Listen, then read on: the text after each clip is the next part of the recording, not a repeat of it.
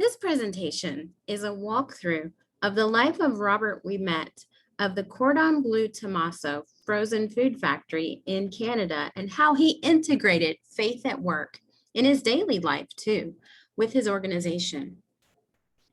Faith at work, what is it? Basically, it means you're nourishing souls at work. Some people call it workplace spirituality, his way at work, God at work, whole life discipleship, marketplace ministries, spirit at work, spirituality in the workplace, or theology of work. It's taking a look at people, not just business, but how can we serve the people that we work with? How can we nourish their souls at work? How can we attend to their needs? Now, some people get concerned when we talk about religion in the workplace. So I want to explain there is a difference between spirituality and religion. Spirituality is needed for religion, but religion is not necessary for spirituality. And religion is more concerned with religious teachings, ritual, prayer, dogma, where spirituality is really the inner life of a human. It's the human spirit and those aspects of compassion, tolerance, patience, forgiveness, contentment, responsibility, and harmony. There is a difference between spirituality and religion. And in the world we live in today, spirituality is much more palatable when we talk about that from an equality perspective than religion. However, we can do this as a Christian. We can be Christian in the workplace, and we can love people, which is what the greatest commandment calls us to do, to love God first and then to love others. The French philosopher Pierre Teilhard de Chardin said, "We are not human beings having a spiritual experience. We are spiritual beings having a human experience." Every single one of us, whether we're Christian, Muslim, Buddhist, atheist, agnostic, whatever, we all are spiritual beings. We all have needs in our life to have a sense of meaning and purpose, to know that our work matters, to know that people love us and we belong to a community. The research shows that workplace spirituality, there's an awakening of spirituality in the American workplace.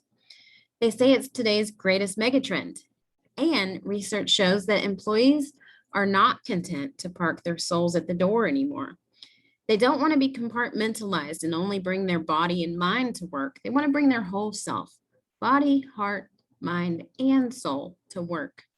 Gallup did a study and saw that pay and benefits were like tickets to the ballpark. They can get you in, but they can't make you win. So tapping into that spirituality aspect in the workplace is beneficial. People are hungry to know how to practice spirituality in the workplace without offending their coworkers. And that's where we come in. How can we create a climate and culture that offers freedom and flexibility, encouragement, tolerance, and permission to be spiritual at work? Research shows that unless organizations learn to harness the whole person and the immense spiritual energy that is at the core of everyone, they will not be able to produce world-class products and services. And this is not a new phenomenon. It's not a new fad. Fortune magazine, as early as 1953, had an article titled "Businessmen on Their Knees." In that article, they were talking about unions and other businesses where leaders, presidents, CEOs, business owners were coming together to understand how can we be faithful? How can we integrate our faith at work? They had prayer meetings together. They encouraged and equipped one another. In 2001, Fortune magazine did a follow-up article called "God in Business." This is not a new phenomenon. It has been in the works for a long time. Many of us are just now hearing about it, but we can use this as bringing spirituality to the workplace so that we can help our employees have a sense of humanity, to know that we love them and care about them. So some of the questions that we get with this topic I know for me, when I was doing my research for my dissertation and starting my own business with this, many people, including my family, said, "What are you doing?" You can't have religion in business. You can't have spirituality in business. Business is made for profits. We need to earn money. It's not about people, it's about profits. However, we know that as people move up Maslow's hierarchy of needs and their basic needs are met, they do have spiritual needs at the top that need to be addressed. So Robert Ouimet questioned, how can we, who are running companies with all that it requires of us, keep ourselves from being torn between work and prayer? What can we do to make work part of our spiritual life? How can we make one's work a prayer? How can we live, for all intents and purposes, as a CEO in the arena of economic competition? How can a business be managed in the manner of Jesus Christ, or even better, with Jesus Christ? And how can the well-being of the company's employees be reconciled with the driving need for profits, which are necessary for the survival of every business?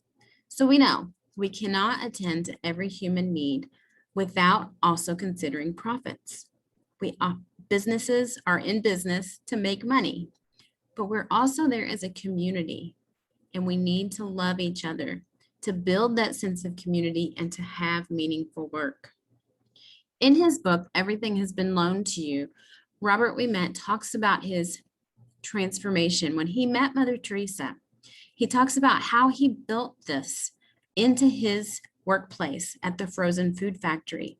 His organization was not a religious organization. It was not a faith-based organization. So you can do this in secular organizations. His doctoral thesis was 1,546 pages. It took more than 9 years to complete. In it, he developed a new management tool. His thesis is called New Management Tools for the Workplace, a Contribution to Human Happiness and to Business Profitability. In it, he addressed the moral, philosophical, and theological aspects of work. Ouimet called it Our Project. Officially, it was titled Our Project, Simultaneous Growth of Human Happiness and Economical Profitability. It involved the love and well-being of people and living authentically at the workplace. He said that there was a difference, almost a challenge between human well-being and economic efficiency, and he wanted to see how could we blend this together appropriately in the workplace. With this, it has required intelligence, wisdom, courage, confidence, faith, and a constant spiritual renewal, which we'll talk about more throughout this presentation. It also requires a person to be willing to be vulnerable. In the Our Project charter documentation, it says, the company had responsibilities to God, the creator of the universe, as well as to society, including company personnel and their families, customers, suppliers, managers and directors, the union, members of the board, and stakeholders. In his book, Ouimet outlines most of what he did and how he struggled and how he learned from lessons that mistakes and lessons throughout this process.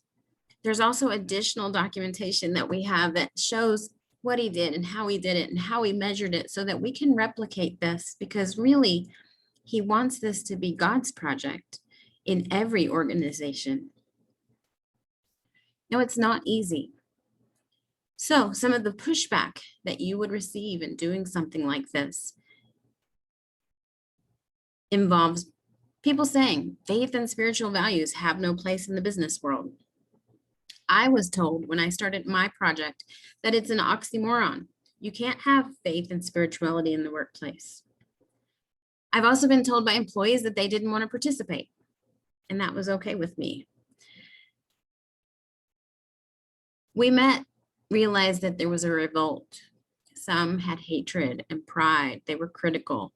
Some were aloof and kept their distance. Some were cynical and had acid comments.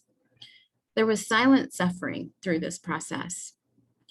There was a backlash of our project, and frankly, most of the brunt of it fell on his wife. where people would make these comments to her. And then she had the choice to decide, does she share that with her husband or not? And she did not share it. She took the brunt of it and let him continue with what he was doing. People called him an idealist and a religious crackpot. So it wasn't an easy process. And I can tell you, for me, I've been on this journey for many years now. It is still not an easy process when someone sends an email to say, you're a woman, you have no business doing this, or faith and work don't go together. You need to leave this alone. So it's not easy. And it requires a team of people around you that believe in this, that can encourage you, that can be there for the hard times. It requires a lot of prayer. And Robert Ouimet wasn't a stellar, religious, perfect person growing up. I think this is important to know because I've questioned myself, who am I to do this work? I'm not perfect. I'm not the expert in all things. How can I be the person that God is calling to do this? As I study people like Billy Graham and Mother Teresa, and I think, who am I to be in the same circle as them? It really gives me imposter syndrome. So I think it's important to know that Robert Ouimet had the same issues. He was a difficult and undisciplined young person. He had poor grades. He was expelled from many schools. And then as an adult, he had a downward spiral of social drinking. In 1988, his wife prompted him very, very nicely and just asked him what he was doing. And from that, he decided to be sober, to stop drinking. Shortly after that decision, he did have a heart attack and a quintuple bypass. So life wasn't easy. He wasn't the perfect person, but he tried. He tried, and he had a transformation, a spiritual transformation when he met Mother Teresa. He had reached out to her to ask a question, and she responded and said that he could ask the question. The question was this: his life was easy. He had many blessings financially. His father had started the business in 1933 and was handing it over to him. He didn't work for it. He didn't earn it. He inherited it. And he felt very guilty for all of the money, for all of the wealth, and for all that he had been blessed with. And he asked Mother Teresa what he should do with his money. Now, through this, and I'll get to that answer here shortly, but through this process, Robert Ouimet actually earned a title of Mentor of the Century. Mentor of the Century. What a title. Like I said, his father started the business in 1933. He inherited the business in 1965. Before inheriting the business, Ouimet had started taking some pilgrimages to the Holy Land. He went 16 times in total, and he met with Mother Teresa specifically many of those times. 1983 was his first time that he met Mother Teresa. Along with this, he questioned what should he do when he grows up. He went to school and earned his bachelor's degree. He earned an MBA from Columbia, and then he went back to the University of Freiburg in Switzerland to earn his doctorate. When he met Mother Teresa in 1983, Robert Ouimet was 49 years old. His factory had about 400 people in it, and he asked Mother Teresa, "Should I give away everything I have?" And she said, "You can't give anything away. Nothing belongs to you. It has only been loaned to you. However, if you wish it, you can try to manage what the Lord has loaned to you in His way, with Him. And if you attempt to do that, you will have to follow His order in your life, an order where love comes first. You're married. I'm not. If you want to follow His hierarchy of love, you must start with your married life and manage what He has loaned to you. You must place your wife as your first priority. She doesn't belong to you. She's been loaned to you by the Lord. And after your wife come your 4 children. They don't belong to you either, just loaned to you. And after your 4 children come the men and women you work with. They too are loaned to you, and you will have to account for them. Mother Teresa over the years gave him a lot of advice. She said, don't try to manage with God without praying a lot. You won't be able to do it. Prayer became so instrumental, so essential in Robert Ouimet's life. She said to pray to manage with God. She also said you will be a good manager if you let him use you without consulting you. It's a complete surrender. It's a complete obedience. And everything can be managed in the manner of Jesus Christ, was advised by Mother Teresa. Everything, whether it's your business, your family, your children, your spouse, everything can be managed in the manner of Jesus Christ. Robert Ouimet started many prayer gatherings. He prayed with Mother Teresa. He prayed with her convent in Calcutta. He had a team of advisors that prayed together. Between 1975 and 2005, he had annual prayer breakfast. And over those years, more than 22,000 people attended. One year, Mother Teresa went, and that one meeting alone, more than 2,200 people showed up.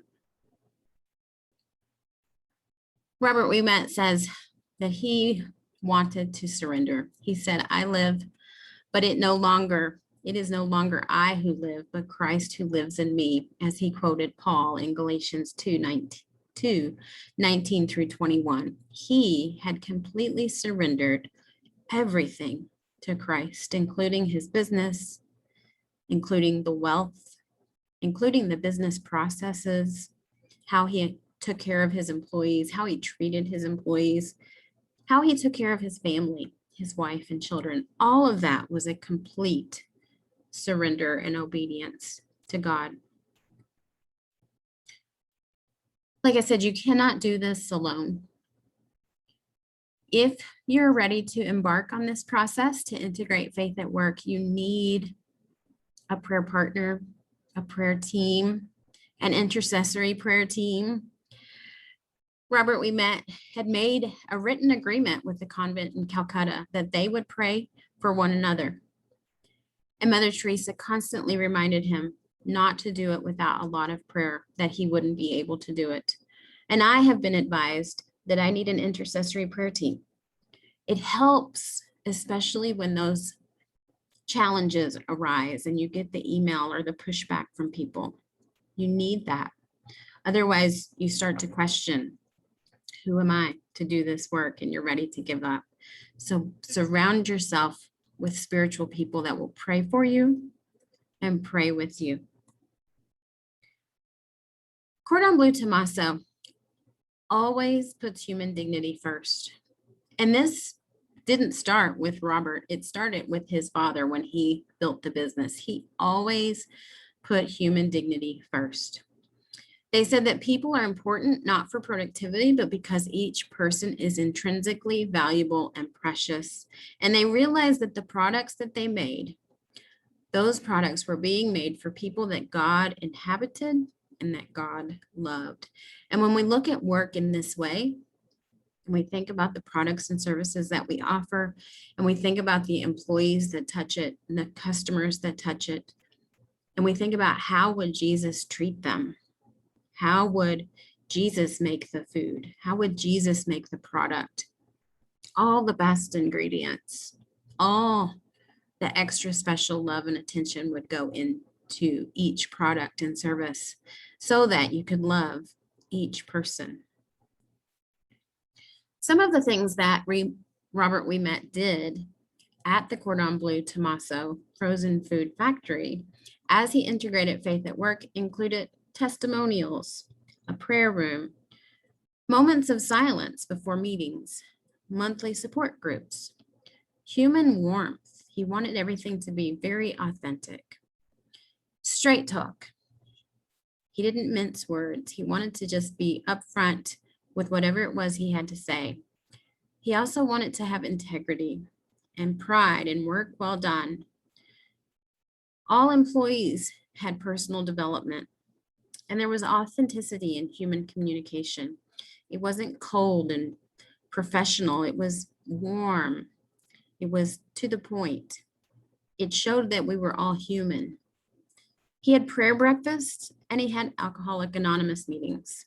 Those were just some of the things that he did. Later in this presentation, I'll show you how to get started with his advice on the easier things to do. Overall, Robert's legacy is that it is possible to earn money, provide useful services to consumers, and give meaning to people's lives at work simultaneously. And he said he was quite helpless without Christ Jesus, and he could not save himself. And when we have that pause in life and we surrender ourselves and we humble ourselves and realize God is our leader, God is in charge, and we want to keep him the main thing in our life, we can also help our employees, help our workplaces, and help our families to nourish their souls in all areas of life. Now, Robert couldn't have done this on his own strength, and he knew that. So to feed his own soul, he had monthly meetings with spiritual advisors, and he had many spiritual advisors over the years. He took a retreat every 2 months. He would spend a lot of time in monasteries and just kind of lock himself into a room for the weekend so that he could pray and just receive Christ and be filled up in his life. He had reconciliation every few weeks. Ouimet was a devout Catholic, so he would do reconciliation every few weeks. He had at least a monthly Eucharist at work. Sometimes he did a daily Eucharist. Ouimet did personally. He would celebrate each Eucharist as if it were the first time, as if it were the last time, as if it were the only time. And he learned that in watching the nuns, the sisters of charity at the convent in Calcutta, as he watched these young women receive the Eucharist each day in a humbled state, as their bodies were almost limp, and they received the Eucharist as if they were unworthy, they were unholy, and they were surrendering all to Christ each and every day.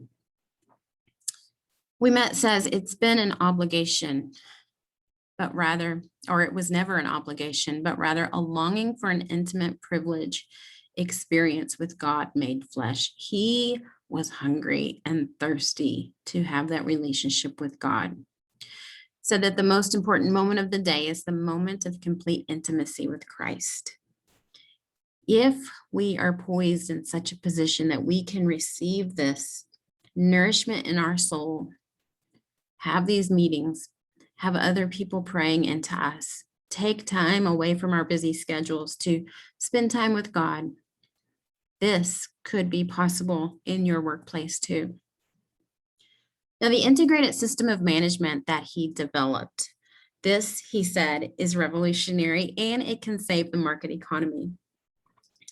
It's a management system that has the power to transform all human work in any organization with visionary leadership into something beautiful. It could make us more human and nourish our spirits with high values. It could help us to love and respect each other a little more, while enabling management to carry out their duties and fiscal responsibilities more efficiently. Robert Ouimet said, I knew it was possible that managers would ignore my ideas for 20, 50, or 100 years, but I didn't care. His thesis, his doctoral dissertation is there. It's there for us when we're ready to see what he did and how he did it. His book is there to also go through his lessons learned.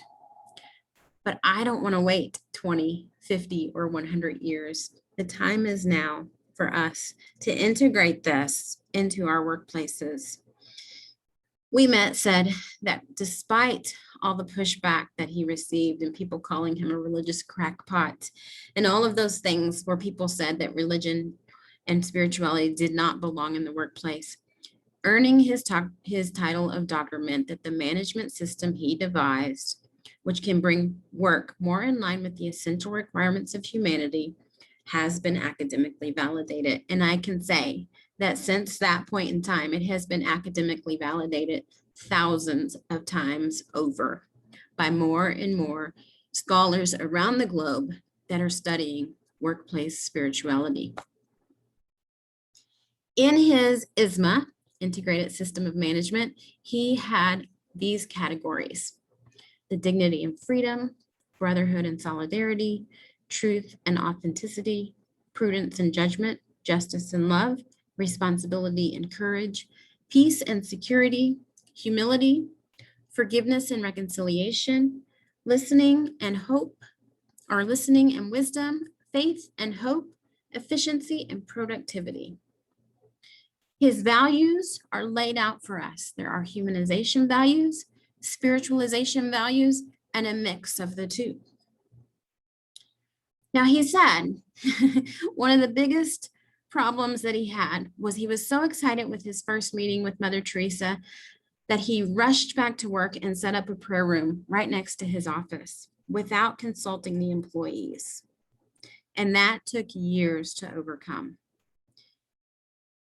When you're ready to do this, bring in more people to talk about it, to get their feedback of what it would look like and what it would feel like and where it should be located. That's one of his biggest lessons learned.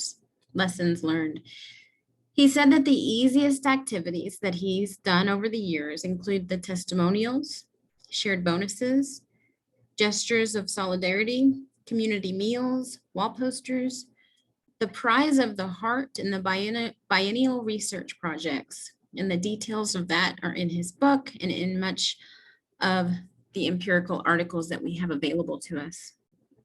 But he warns that when love doesn't grow, and I feel like this is where we are in the world today, when love doesn't grow, it means that God is no longer there. Have we shut the doors in our workplace? Is God there? That wasn't all hard and challenging for Ouimet. It was at times, but there were also times of recognition and awards. He, along with being awarded Mentor of the Century, received many handwritten letters from Mother Teresa, many awards, including the Spirit at Work Award. And he said that this recognition was like a wink from God. It was encouragement to keep going. And he reminded us in Luke 17 that when Jesus walked the earth and he healed the 10 lepers, only one of them returned to say thank you. In fact, that's the only time in scripture where somebody went back to say thank you. So I think for us, it's good to know we won't get the pats on the back. We won't get the kudos and the awards all the time. But we will see the work pay off. We will see that nourishing souls of people is worthwhile. Ouimet said, though I do feel unworthy, I nonetheless accept the gifts with joy. His encouragement is this: we have to find a simple and practical way to put all that into practice. We have to stop talking about it and just do it. In actual fact, every day in our daily life, we have to find small, practical ways that, when added together, will make it possible to manage a company more and more in the manner of Jesus Christ. More today than yesterday, this year more than last. He encourages us to embed Christ in the very fabric of the company's daily routine and to make it an expression of maturity, experimentation, and concrete living. The Spiritual Leadership Balance Scorecard was developed along with Robert Ouimet and Dr. Fry, the scholar that developed spiritual leadership theory. And this is part of what you'll see in Ouimet's organization, where there's hope and faith and vision and calling, inner life, that spiritual practice, so that you can have altruistic love and that sense of community with membership. All of that feeding into the triple bottom line of people, planet, and profit. Ouimet outlines his 16 management tools for us, where he talks about prayer meetings on the first Wednesday, the silence or meditation room, the gestures of reconciliation, counseling, silence, reflection, and prayer during official meetings, the monthly and biannual testimonies, the annual one-on-one personal conversations, meetings for reflection about these 16 tools, the charitable activities, the support during layoffs, where he would meet with an employee at least twice after they were laid off from work, meetings with the spouse, especially when they hired new people. They wanted to invite the spouse to dinner. Bonuses, the company ombudsman, the authentic communication, the inquiries on organizational climate, and the biennial strategic plan. These tools are already laid out for us. Robert Ouimet has designed a strategic plan, a management plan for each organization that we can use to incorporate spirituality into the workplace. Now, maybe you're thinking, this is all fine and good, and he did all the work, and all we have to do is replicate what he did, but who else is doing this? Now, not every one of these companies is doing it the way that Ouimet did it. In fact, maybe Ouimet is the only one doing it the way that he designed it. We don't know yet. But in all the research that I have done, these are the companies that I have found that have spirituality in the workplace at one point in time or the other. I started this research in 2013, so it could be that maybe they had a spiritual workplace at one time and it's no longer a spiritual workplace, because that could leave with new leaders coming in and new employees coming in that could change the culture. However, look at all of these names and know that you're not alone. You can integrate spirituality in the workplace, regardless if you're a gas and oil company, a coffee company, a glass company, a shoe company, a food company. Any organization can nourish souls of people at work. In closing, Ouimet says, to God go. In order for this to happen, there needs to be in each business and organization a few key managers and stockholders who have a more evolved spiritual vision, who are courageous and generous, and who have a deep appreciation for human dignity.